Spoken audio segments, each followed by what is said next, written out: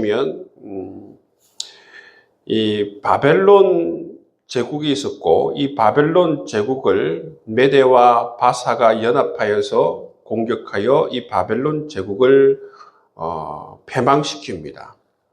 근데 이 메대와 바사가 이 바벨론 제국을 패망시키는데 좀 있다가 이 바사가 메대를 삼켜요. 그래서 페르시아 대제국을 이룹니다. 그 페르시아 대제국의 첫 번째 왕이 바로 이 고레스입니다. 이 고레스 3년에 지금 다니엘이 큰 전쟁에 관한 환상의 말씀을 받는 것이죠. 그래서 이 페르시아는 어떻게 되는지 하면, 페르시아는 이 고레스 왕 이후에 4명의 왕이 나오는데 그 세 왕은 특별히 언급을 안 하고 있습니다. 그렇지만 이 4번째 왕이 굉장히 강성하고 많은 재물을 모아서 교만하여져서 어떻게 했다고 했습니까? 헬라 제국을 침입하였다고 했어요. 헬라 제국을 침공하니까, 근데 자기는 이길 줄 알았죠. 근데 그 교만에 의해서, 헬라 제국에 의해서 또 이 페르시아 제국이 망하게 된 것이죠. 여러분, 이 헬라 제국의 왕이 누구냐면 첫 번째 왕이 알렉산더 대왕입니다. 알렉산더 대왕인데 이 알렉산더 대왕이 참 이 전쟁을 잘 치렀다고 그래요. 그런데 이 알렉산더 대왕이 갑작스럽게 죽게 되죠.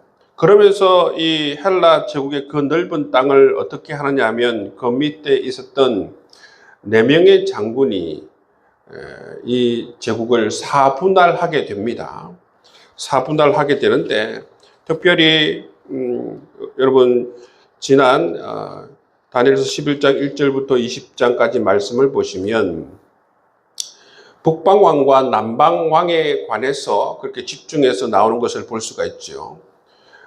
이 북방왕과 남방왕에 대해서 나오는 이유가 뭐냐 하면 그 두 나라만이 바로 이 예루살렘에 이스라엘의 직접적인 그러한 영향을 미치기 때문에 그렇습니다. 이 두 나라가 전쟁을 치르면서 왔다 갔다 하면서 이 예루살렘을 통과하게 되어져 있어요. 그렇기 때문에 이 두 나라에 대해서 그렇게 집중적으로 말씀해 주시는 것을 볼 수가 있습니다.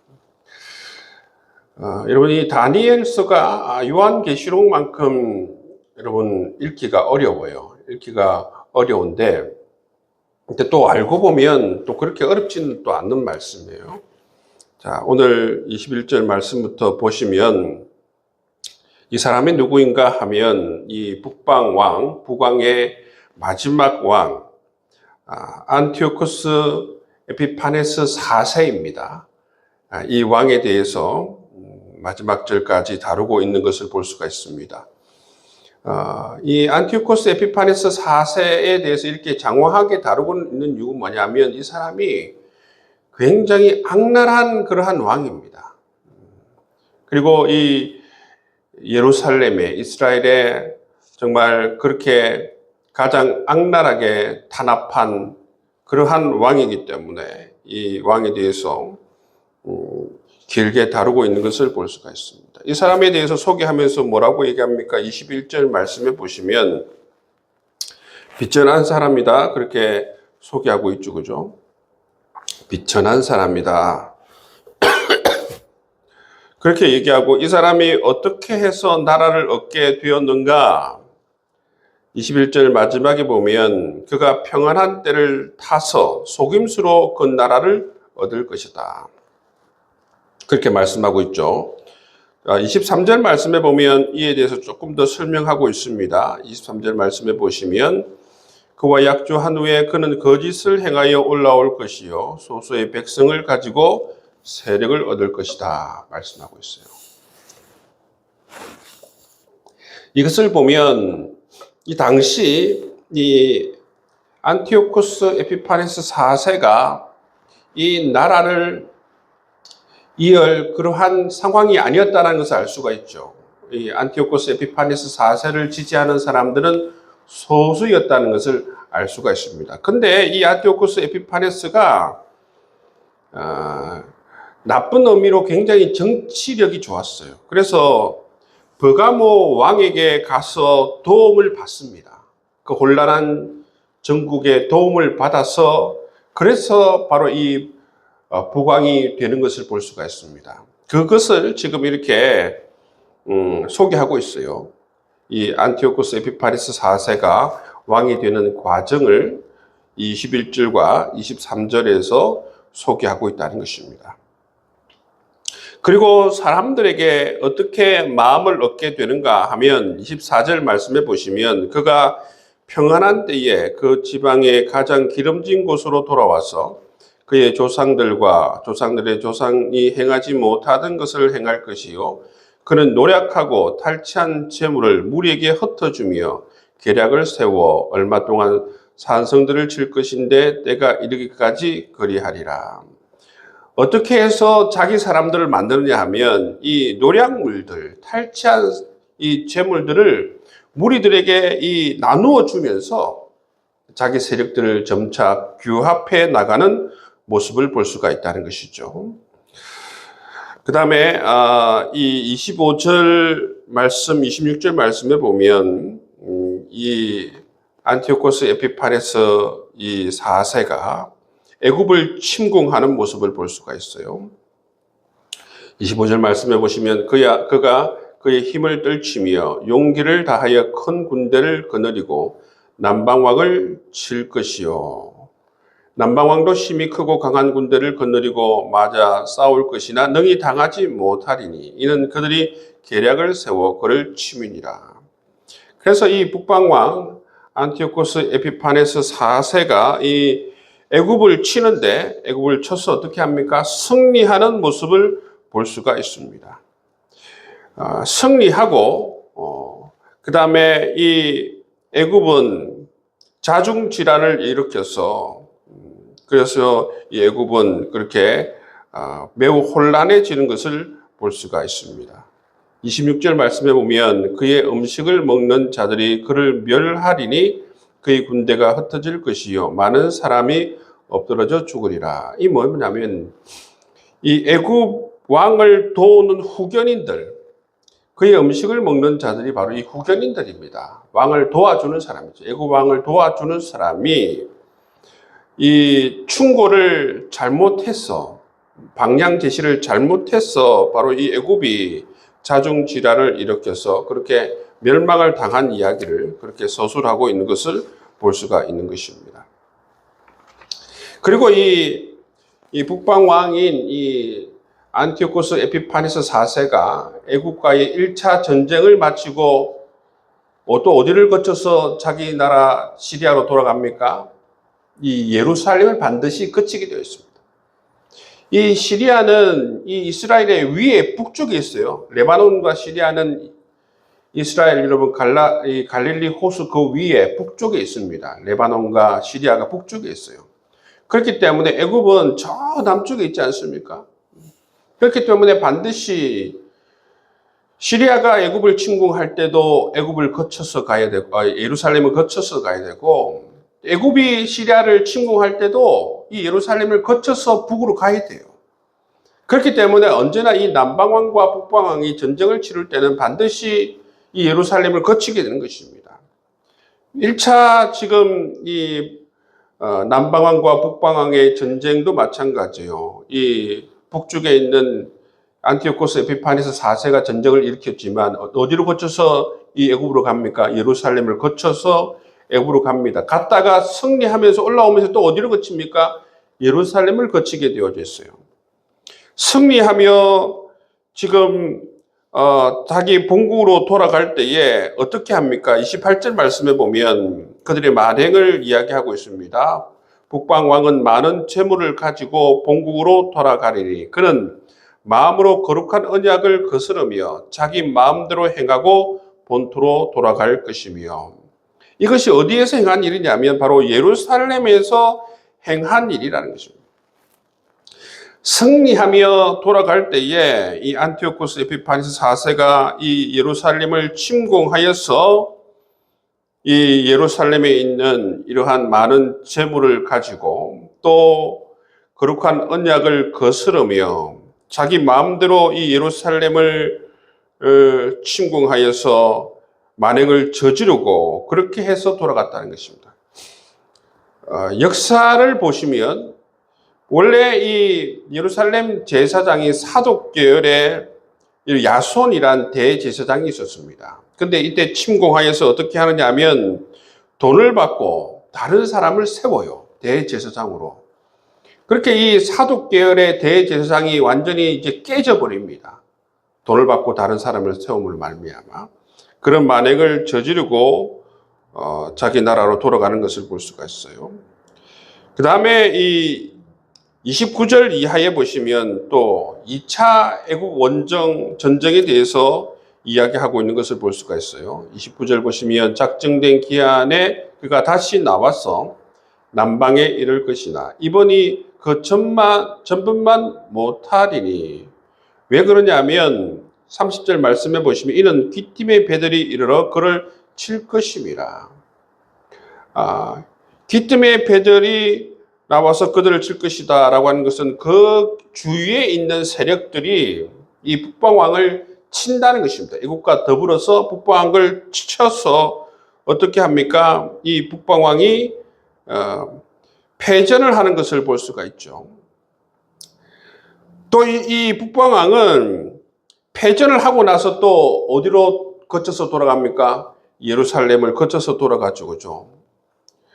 이 앞에 1차 원정 때는 승리하면서 돌아가면서 기쁨 가운데 예루살렘을 유린했지만 지금 2차 전쟁에서 실패하고 예루살렘을 돌아가면서 어떻게 하는가? 또 이 예루살렘을 유린하는 것을 볼 수가 있습니다.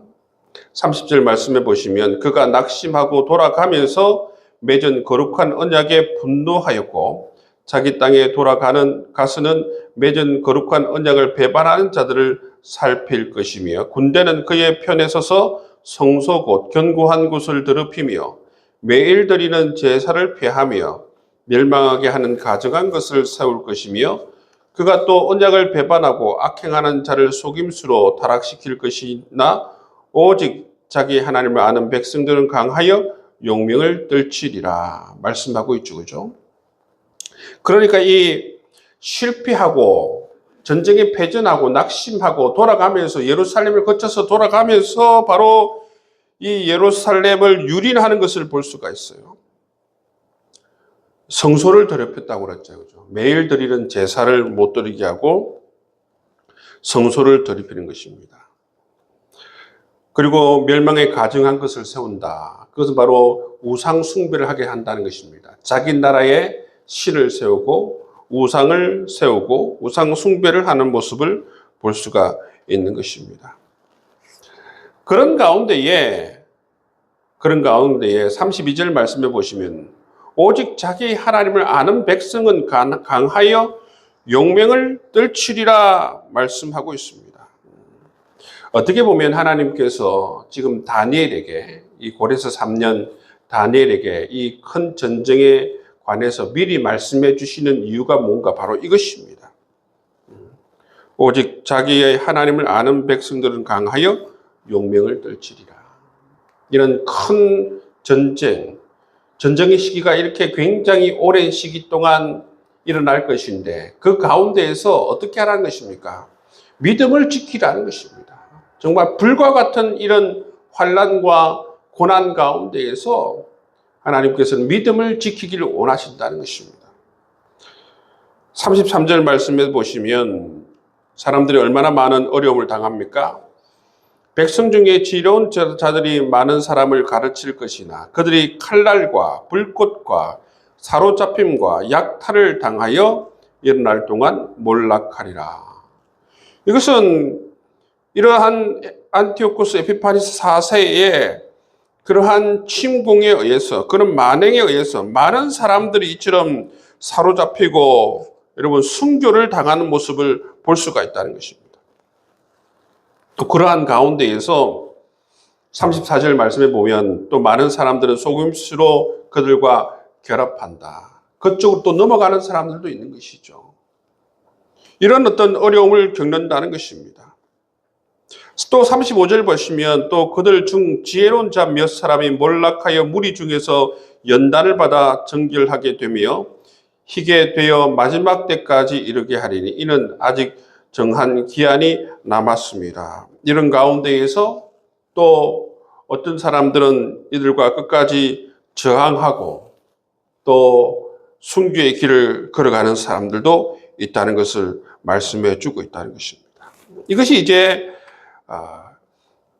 이 안티오코스 에피파니스 4세가 애국과의 전쟁에서 패전하고 난 이후에 자기 시리아로 돌아가면서 이 예루살렘의 만행을 저지른 그러한 내용을 적고 있는 것입니다. 실질적으로 여러분 이 당시 가장 여러분 예루살렘에 악랄한 그러한 만행을 저지른 왕이 누구인가? 바로 이 안티오코스 에피파니스 4세입니다. 또 36절 이하에 보시면 이 안티오코스 에피파니스 4세에 대해서 말씀해 주시는 것을 볼 수가 있습니다. 어떻게 생각하느냐 하면 36절 보시면 그 왕은 자기 마음대로 행하며 스스로 높여 모든 신보다 크다 한다. 이 안티오코스 에피파네스 4세는 자기 자신을 신격화하는 그러한 왕이었어요. 자기 자신을 모든 신들보다 크다 이야기합니다.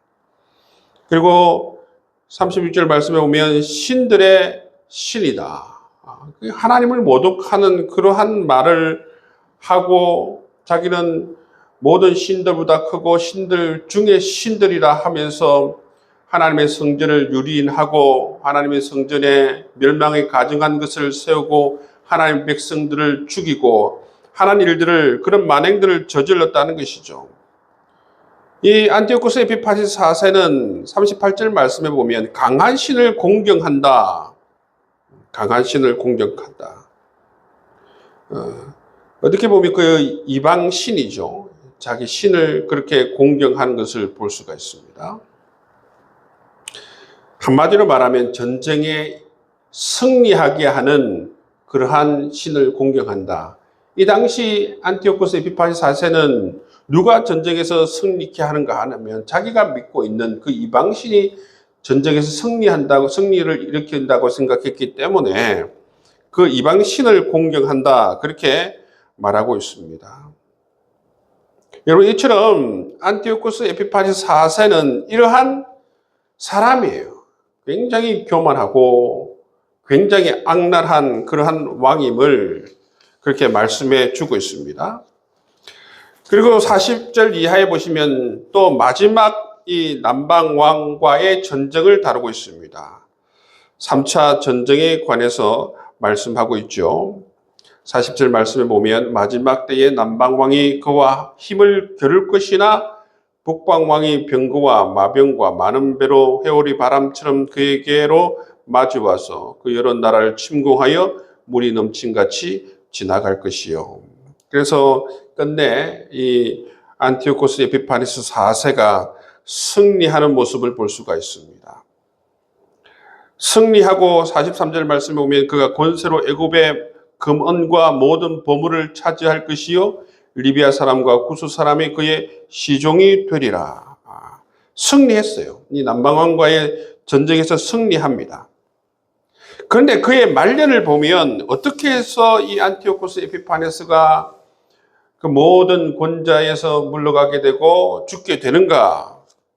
44절 말씀에 보면 그러나 동북에서부터 소문이 이르러 동북에서 소문이 이르렀다는 것은 뭐냐면 바로 자기 나라에서 자기가 다스리고 있는 그 제국에서 반란이 일어났다는 것입니다.